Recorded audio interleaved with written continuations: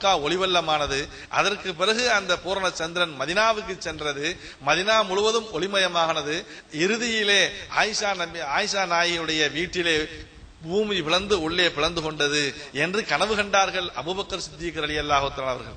பாருங்கள், அபூபக்கர் ரலியல்லாஹு தஆலா அவர்களுக்கு கூட பெருமானார் ரசூலை கரீம் ஸல்லல்லாஹு அலைஹி வஸல்லம் அவர்கள் மதீனாவிலே தங்குவார்கள் என்று சொல்லி காட்டப்பட்டிருக்கிறது கனவின் மூலமாக. அப்படிப்பட்ட ஒரு புனிதமான ஊர், அல்லாஹ் பெருமானாரை தங்க வைப்பதற்காக வேண்டி தேர்ந்தெடுத்த இடம். அல்லாஹ்வுடைய செலக்ஷன் சாதாரணமானதாக இருக்கும். அல்லாஹ்வுடைய தேர்வு எப்படிப்பட்டதாக இருக்கும். அந்த பூமி மதீனா என்கிற பூமி இருக்கிறதே, வஹி இறங்கியதன் காரணமாக பரக்கத் பெற்ற ஒரு பூமி. எத்தனை முறை வஹி இறங்கி இருக்கிறது. ஜிப்ரீல் அலைஹிஸ்ஸலாத்து வஸலாம் அவர்கள் இறங்கியதன் காரணமாக பரக்கத் பெற்ற ஒரு பூமி. மீகாயில் அலைஹிஸ்ஸலாத்து வஸலாம் அவர்கள், இஸ்ராபீல் அலைஹிஸ்ஸலாத்து, எத்தனையோ மலக்குமார்கள், நபிய அல்லாஹ்வுக்கு நெருக்கமான மலக்குமார்கள் எல்லாம் அடிக்கடி வந்து போன இடம் அந்த மஸ்ஜிது நபவி, அந்த மதீனத்துல் முனவ்வரா என்று சொல்லக்கூடிய அந்த ஒரு ஊர், புனிதமான ஒரு ஊர். அந்த ஊரிலே தான் நபிகள் நாயகம் ஸல்லல்லாஹு அலைஹி வஸல்லம் இருக்கிறார்கள். பெருமானார் சொன்னார்கள், நான் ஒரு ஊரிலே தங்க போகிறேன், அல்லாஹ் என்னை தங்க வைக்க போகிறான். அந்த ஊர் இருக்கிறது எல்லா ஊர்களையும் விட மிகைத்ததாக இருக்கும் என்று நபிகள் நாயகம் ஸல்லல்லாஹு அலைஹி வஸல்லம் சொன்னார்கள். அப்படிப்பட்ட ஒரு ஊர் தான் மதீனா முனவ்வரா. மாலிக் ரஹ்மத்துல்லாஹி அலைஹி அவர்கள் மதீனாவிலே தான் இருந்தார்கள்.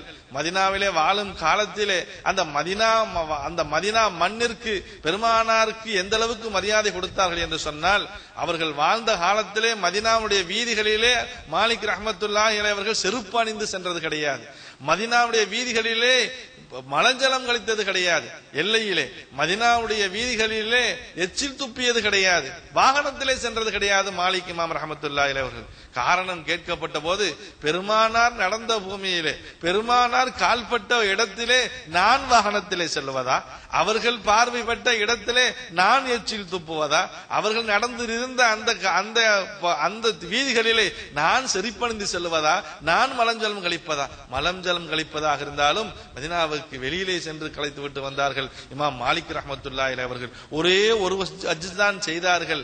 காரணம் கேட்ட போது, நான் மக்காவுக்கு ஹஜ் செய்வதற்காக சென்று விட்டால் அங்கு என்னை மரணம் தழுவிக் கொண்டால் என்னை ஜன்னத்துல் முஅல்லாவிலே அடக்கம் செய்து விடுவார்களே, எனக்கு ஆசை மஸ்ஜித் நபவியிலே பெருமானாருக்கு பக்கத்திலேயே அடக்க வேண்டும் என்று விரும்பினார்கள். ஆகவே ஒரே ஒரு முறைதான் ஹஜ் செய்தார்கள். அதற்கு பிறகு அவர்கள் நபிகள் நாயகம் ஸல்லல்லாஹு அலைஹி வஸல்லம் அவர்கள் கூட கனவிலே வந்து சொன்னால் நன்றாக இருக்குமே என்று எதிர்பார்த்தார்கள். அந்த அளவுக்கு இமாம் மாலிக் ரஹ்மத்துல்லாஹி அலைஹி அவர்கள் பெருமானார் மீதும் அந்த மஸ்ஜிது நபவியின் மீதும் மதீனத்துல் முனவ்வரா மீதும் அவ்வளவு தூரம் பிரியம் கொண்டவர்களாக இமாம் மாலிக் ரஹ்மத்துல்லாஹி அலைஹி அவர்கள் இருந்தார்கள் என்று சொன்னால், அந்த ஒரு புனிதமான மண்ணைத்தான் நீங்கள் மிதித்திருக்கிறீர்கள். அந்த புனிதமான மண்ணிலே தான் நீங்கள் நடமாடிக்கொண்டிருக்கிறீர்கள். உங்களுடைய உணர்வு எப்படிப்பட்ட உணர்வாக இருக்கும் என்று சொன்னால், நான் நடக்கக்கூடிய இந்த பூமியிலே எங்கள் உயிரினுமையான உத்தம நபி நடந்திருக்கிறார்கள். நான் நடக்கக்கூடிய இந்த பூமியிலே எங்களுடைய கண்மணி நாயகம் ஸல்லல்லாஹு அலைஹி வஸல்லம் பார்வை பட்டிருக்கிறது. நாம் அங்கு மலைகளை பார்க்கிறோம் என்று சொன்னால், பெருமானாருடைய பார்வை பட்ட அந்த மலையை நான் பார்க்கிறேன் என்கிற ஒரு உணர்வு வர வேண்டும். உஹது மலை, உஹது நபிகள் நாயகம் ஸல்லல்லாஹு அலைஹி வஸல்லம் சொல்கிறார்கள், உஹதுன் ஜபலுன், உஹது என்கிற ஒரு மலை, யுஹிப்புனா வ நுஹிப்புஹு, அந்த உஹது மலை நம்மை நேசிக்கிறது, நாம் அதை நேசிக்கிறோம் என்று சொன்னார்கள் நபிகள் நாயகம் ஸல்லல்லாஹு அலைஹி வஸல்லம். அப்படிப்பட்ட உஹது மலையை நாம் பார்க்கும் போதெல்லாம் பெருமானார் பார்வைப்பட்ட அந்த இடம், அதை நான் பார்க்கிறேன் என்கிற போது ஆன்மீகமான உணர்வுகள் எல்லாம் நம்முடைய உள்ளத்திலே வந்து சேரும். பெருமானார் பார்வைப்பட்ட இடம். எங்களுடைய ஷேக் நாயகம் சொல்லுவார்கள், கண்வழிக்காரனை பார்த்தால் எப்படி நமக்கு கண்வழி வந்து விடுகிறதோ அது போன்று இது போன்று பெருமானாருடைய பார்வைப்பட்ட இடங்களை நாம் பார்க்கும் பொழுது அப்படிப்பட்ட ஒரு பெருமானார் மீது உண்டா அன்பு நமக்கு வந்து விடுகிறது என்பதாக சொல்கிறார்கள். அப்படிப்பட்ட ஒரு புனிதமான ஒரு பூமி தான் மதீனா. மஸ்ஜித் நபவியும் அப்படித்தான். உங்களுக்கு எவ்வளவு தூரம் அங்கு இருக்கிறதுக்கு வாய்ப்பு கிடைக்கிறதோ கூடுமான வரையிலே மஸ்ஜிதிலே இருந்து நீங்கள் இபாதத்து செய்வதற்கு உண்டான வழிவகையிலே செய்து கொள்ள வேண்டும். ரூம்களிலே அறைகளிலே இருப்பதை விட மஸ்ஜிதிலே இருப்பது மிகவும் சிறந்தது. அங்கே ஒரு இடம் இருக்கிறது. எப்படிப்பட்ட ஒரு இடம்? சொர்க்கத்தின் பூங்கா என்று நபிகள் நாயகம் ஸல்லல்லாஹு அலைஹி வஸல்லம் சொன்னார்கள். மாபைன கபரி வ மெம்பரி ரௌலத்தும் மின் ரியாலில் ஜனான், என்னுடைய கபருக்கும் என்னுடைய மெம்பருக்கும் இடைப்பட்ட பூமி இருக்கிறது, பகுதி இருக்கிறதே, சொர்க்கத்தின் பூங்காக்களில் ஒரு பூங்கா என்று நபிகள் நாயகம் ஸல்லல்லாஹு அலைஹி வஸல்லம் அவர்கள் சொன்னார்கள். அந்த ஒரு இடம் மதீனாவிலே தான் இருக்கிறது. அந்த இடத்திலே நான் உட்கார்ந்திருந்தால் நான் சொர்க்கத்திலே உட்கார்ந்திருக்கிறேன் என்கிற ஒரு பொருள். அந்த ஒரு இடத்திலே நாம் தொழக்கூடிய ஒரு வாய்ப்பு கிடைக்குமேயானால் அங்கு நாம் தொழ வேண்டும். அதிகமான நேரம் உட்கார்ந்து வணக்கங்கள் செய்ய முடியும் என்று சொன்னால் வணக்க வழிபாடுகளை செய்ய வேண்டும். அந்த இடத்திலேயே பலவிதமான தூண்கள் இருக்கிறது, பலவிதமான சிறப்புள்ள ஒரு தூண்கள். அந்த தூண்களை பற்றி எல்லாம் நபிகள் நாயகம் ஸல்லல்லாஹு அலைஹி வஸல்லம் அவர்கள் கூறுகிறார்கள். அந்த தூண்களிலே முக்கியமான ஒரு தூண் உஸ்துவானத்து ஹன்னானா என்று ஒரு தூண் இருக்கிறது. ஆஜிகள் நன்றாக பார்த்தீர்கள் என்று சொன்னால் தெரியும். அந்த தூணிலே மேலாக அரபியிலே எழுதியிருக்கும், உன்னிப்பாக கவனித்தால் மட்டுமே அது தெரியும். உஸ்துவானத்து ஹன்னானா, அழுது புலம்பக்கூடிய ஒரு தூண் என்று அந்த தூணுக்கு பெயர். ஏன் அந்த தூணுக்கு அழுது புலம்பக்கூடிய ஒரு தூண் என்று பெயர் வந்தது என்று சொன்னால், நபிகள் நாயகம் ஸல்லல்லாஹு அலைஹி வஸல்லம் அவர்கள் ஆரம்ப காலத்திலே மெம்பர் செய்வதற்கு முன்பாக ஒரு பேரித்தமர கட்டையிலே உட்கார்ந்து குத்துபா ஓதுவது வழக்கமாக இருந்தது. ஒருவர் பெருமானார் நின்று குத்துபா ஓதுவதற்கு மெம்பர் செய்து தந்ததற்கு பிறகு அந்த பேரித்த மரக்கட்டையை ஓரமாக வைத்திருந்தார்கள். பெருமானார் ரசூலை கரீம் ஸல்லல்லாஹு அலைஹி வஸல்லம் குத்துபா பிரசங்கம் செய்து கொண்டிருக்கிறார்கள். யாரோ அழுவதை போன்ற ஒரு சப்தம், ஒரு முனங்கலை போன்ற ஒரு சப்தம். அந்த சப்தம் சிறிதாக இருந்து அப்படி பெரிதாக ஆகிவிட்டது. எப்படிப்பட்ட சப்தம் என்று சொன்னால், மஸ்ஜிதிலே இருக்கக்கூடிய அத்தனை சஹாபாக்களும் கேட்கிறார்கள், யாரோ இப்படி அழுகிறார்களே என்று சொல்லி. ஒரு ஹதீஸிலே இப்படி வருகிறது, அங்கு கூடியிருந்த அத்தனை சஹாபாக்களும் கூட அந்த அழுகையை கேட்டு அழுதார்களாம். உடனே நபிகள் நாயகம் ஸல்லல்லாஹு அலைஹி வஸல்லம் அவர்கள் இறங்கினார்கள்.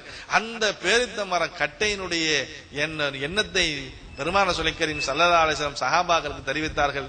இதனார் வரையிலே அதன் மீது என்னுடைய பாதம் நின்று நான் குத்துபா பிரசங்கம் செய்து கொண்டிருந்தேன். இப்போது நான் அதை ஓரமாக வைத்ததின் காரணமாக என்னுடைய பிரிவை தாங்காமல் அது அழுகிறது என்று நபிகள் நாயகம் ஸல்லல்லாஹு அலைஹி வஸல்லம், ஒரு மரக்கட்டை பாருங்கள், என்னுடைய பிரிவை தாங்காமல் அது அழுகிறது என்று சொல்லிவிட்டு சொன்னார்கள், நான் மட்டும் இப்போது அதன் மீது கை வைக்காமல் இருந்திருந்தால் கியாமத் நாள் வரையிலே அழுது கொண்டிருக்கும் என்று நபிகள் நாயகம் ஸல்லல்லாஹு அலைஹி வஸல்லம் அவர்கள் சொன்னார்கள்.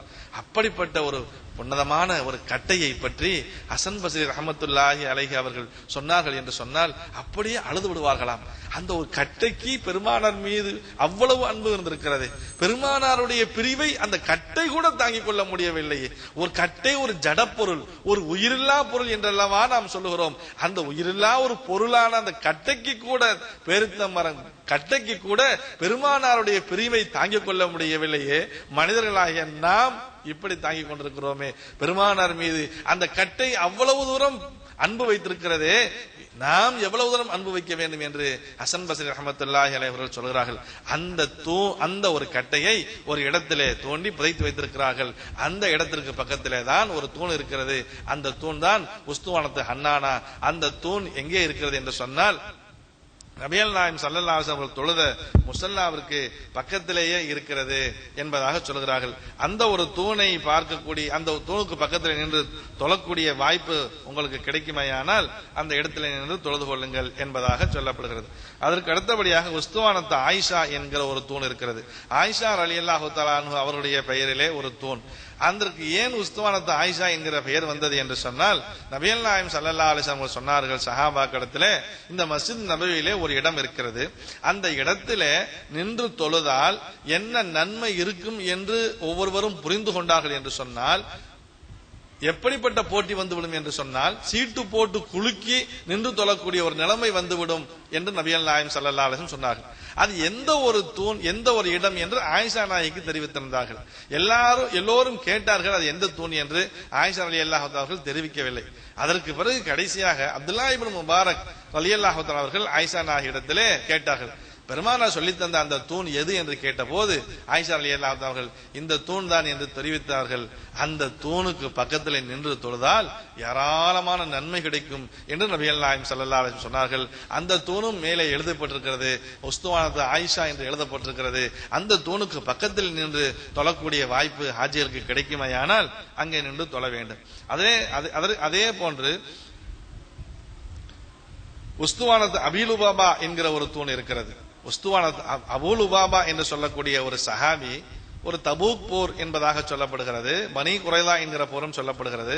அந்த போரிலே அவர்கள் கலந்து கொள்ளாமல் இருந்தார்கள் என்பதாகவும், இல்லை அந்த போரிலே ஒரு பெருமானார் ரசூல் கரீம் ஸல்லல்லாஹு அலைஹி வஸல்லம் அவர்கள் விரும்பாத ஒரு ஆலோசனையை தெரிவித்து விட்டார்கள் என்பதற்காக வேண்டி நான் பெருமானார் விரும்பாத ஒன்றை செய்து விட்டேனே, நான் மிகப்பெரிய ஒரு தவறு செய்து விட்டேனே என்று அவர்களாக வருந்தி ஒரு தூணிலே அவர்கள்